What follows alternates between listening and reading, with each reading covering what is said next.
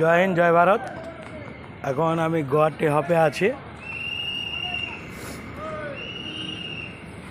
আজকে আমি আপনাদেরকে দেখাবো ড্রাইভার লাইফ, ড্রাইভারদের জীবনী, তাদের কাজকর্ম, রান্না খাওয়া দাওয়া। এই তো একজন দাদা ভাইকে পেয়েছি, তিনি রান্না করছে গাড়ির নিচে। এনার সঙ্গে কিছু বলা যাক, আলাপ আলোচনা করা যাক। দাদা ভাই, আপনি এটা কী করছেন? রান্না করছি দাদা।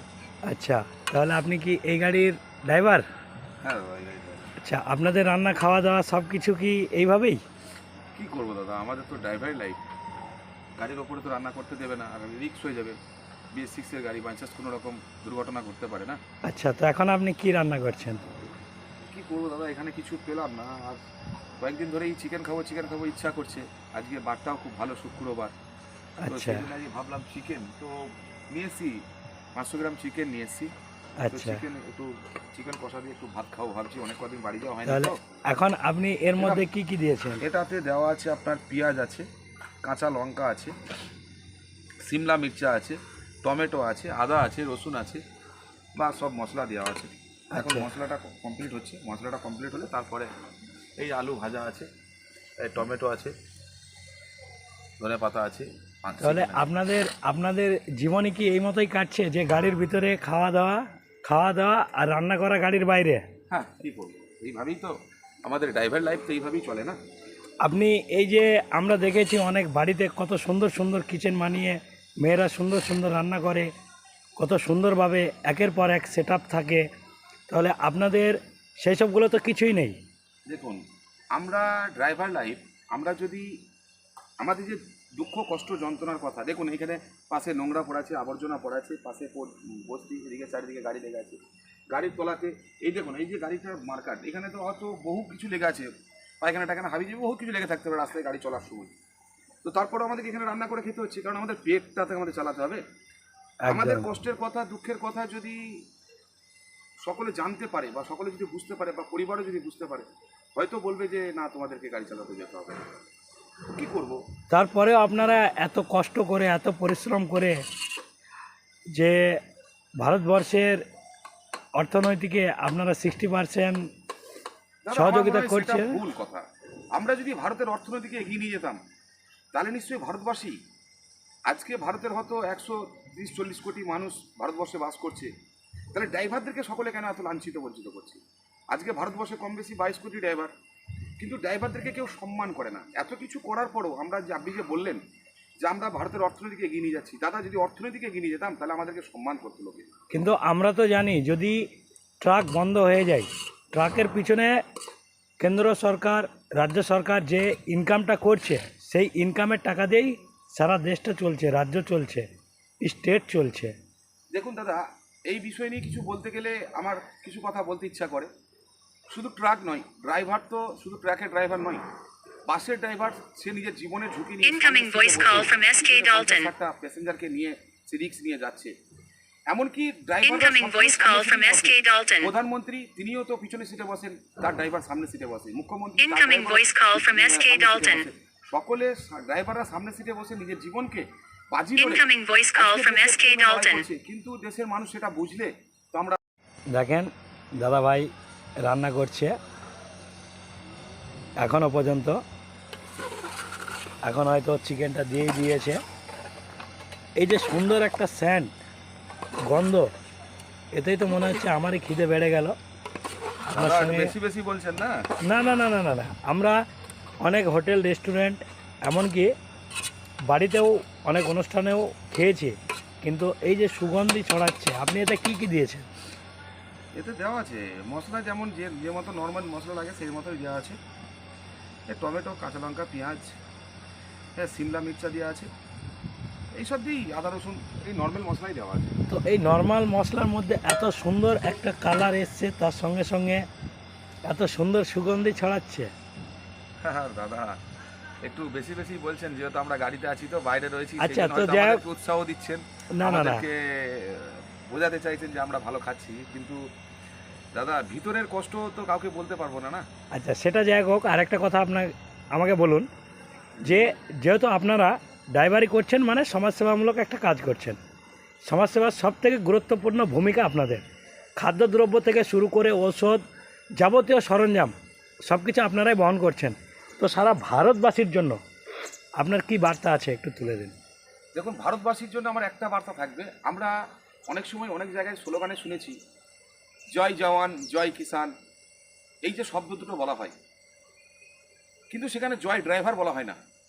কেন বলা হয় না সেটা জানি না আমি, কিন্তু আমি একটা জিনিস যেটা বুঝি যে কিষান যে চাষ করবে, কিষান ছাড়া হয়তো আমাদের দেশবাসী চলতে পারবো না, কারণ আমরা খেতে পারবো না।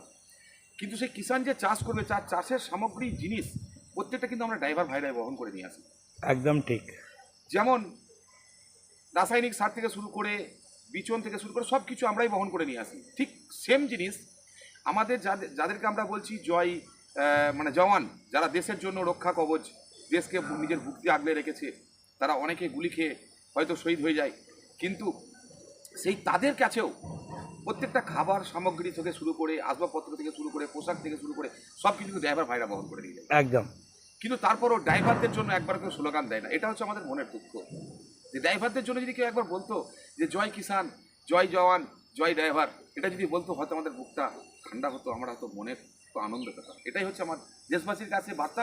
দ্বিতীয় বার্তা হচ্ছে যে প্রত্যেকের কাছে আমার অনুরোধ হাত জোর করে যে আপনারা ড্রাইভারদেরকে একটু সম্মান করবেন।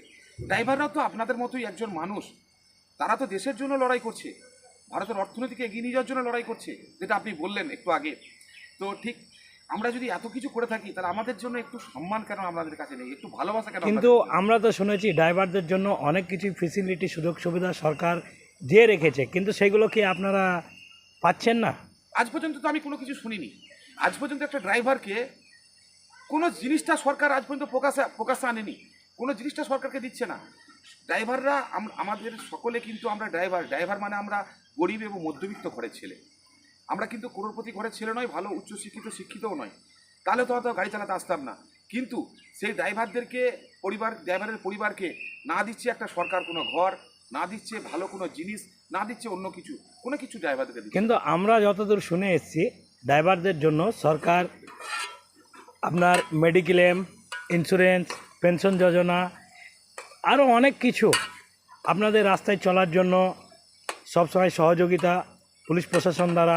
আপনার এই রাস্তার কথাগুলো শুনে আমার হাসি পাচ্ছে যে এত কিছু আপনারা জানেন, কিন্তু আমরা জানি না। আজ পর্যন্ত আমাদের কোনো ড্রাইভারকে এই যে পেনশন যোজনা, একটা ড্রাইভারকে সরকার 60 বছরের পরে 55-60 বছরের পরে তার লাইসেন্সটা ল্যাপস করে দিয়েছে, সে আর গাড়ি চালাতে পারবে না। কিন্তু সেই ড্রাইভারের জন্য সেই 55-60 বছরের পরে বৃদ্ধ বয়সে সে খাবে কি, সরকার কিন্তু চিন্তা করে। কিন্তু তার জন্য তো পেনশন যোজনা কই, সরকার আমাদের কাছে অলরেডি পাস করে রেখেছে। আজ পর্যন্ত সরকার আমাদের আমাদের কাছে দেখাচ্ছে না, প্রকাশ করছে না কেন তাহলে? আমাদের পশ্চিমবঙ্গে এই পেনশন যোজনাটা অলরেডি 2010 সালে পাস হয়েছে। এমন অনেক দাদাভাইয়ের সঙ্গে আমি কথা বলেছি এই বিষয়ে, তিনারা কিন্তু কার্ডও দেখিয়েছে। হয়তো তিনারা অনেকে রিনিউ করেনি, অনেকে রিনিউয়াল কন্টিনিউ করছে, কিন্তু এই বিষয়টা তাহলে দেখুন, প্রত্যেকটা কাছে আজকে অবগত নেই কেন? আপনি হয়তো শতকরায় বলতে ভুল হবে, লাখে একটা দেখেছেন কিনা আমি জানি না। আপনি হয়তো যেহেতু বলছেন দেখেছেন, সেটা আমার বিশ্বাস করতে হবে। আজকে আমাদের পশ্চিমবাংলার বুকে 17 থেকে 18 লক্ষ ড্রাইভার আমরা রেজিস্টার খাতায় আছি, এবং ভারতবর্ষে হয়তো 22 কোটি ড্রাইভার। এই 22 কোটি ড্রাইভারের মধ্যে 10,000 ড্রাইভারেরও মনে হয় এই জিনিসটা নেই। এটা আমি যেটা ভাবি, কারণ আমি আজ পর্যন্ত ভারতবর্ষের কোনায় কোনায় ঘুরেছি, কিন্তু আজ পর্যন্ত কোনো ড্রাইভার বলেনি যে আমার পেনশন যোজনা চালু হয়ে গেছে, বা পেনশন আমি পাচ্ছি, বা পেনশন আমার আছে। তাহলে আমাদেরকে কেন এই মিথ্যা কথাগুলো আমি কোথা থেকে শুনতে পাচ্ছি, আমি বুঝে উঠতে পারছি না। আজ পর্যন্ত সরকার আমাদের জন্য কিছুই করেনি। কী করেছে ড্রাইভারদেরকে? আমার পাশে একটা গাড়ি আছে, ওই ড্রাইভার সাহেবকে জিজ্ঞেস করুন তো যে উনি কোনো পেনশন যোজনা পান কিনা, উনি কোনো পেনশনের সাথে নথিভুক্ত আছেন কিনা, বা উনি সরকার ওনাকে কোনো হেল্প করে কিনা, একবার জিজ্ঞেস করুন তো, পাশে একটা ড্রাইভার আছে। ধন্যবাদ। আপনার যে কথাবার্তা শুনে এটাই আমার মনে হলো যে সরকার অনেক কিছুই বলছে, কিন্তু হয়তো সেগুলো বাস্তবে করে দেখাচ্ছে না। কিন্তু সেগুলো যদিও পাস হয়ে থাকে, তবে অবশ্যই কিন্তু আপনারা পাবেন।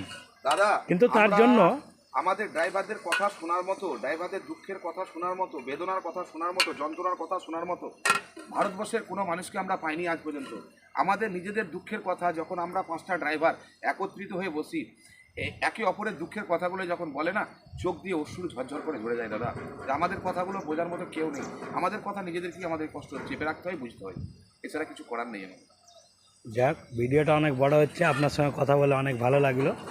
আগামীতে চেষ্টা করব আপনাদের এই সুযোগ সুবিধার বিষয়গুলো এগুলো আদেও পাচ্ছেন কি না বা কেন পৌঁছাচ্ছে না সেইগুলো দেখে আমি পরের ভিডিও অবশ্যই আপলোড দেব। জয় হিন্দ, জয় ভারত। ড্রাইভার আক্তার জিন্দাবাদ।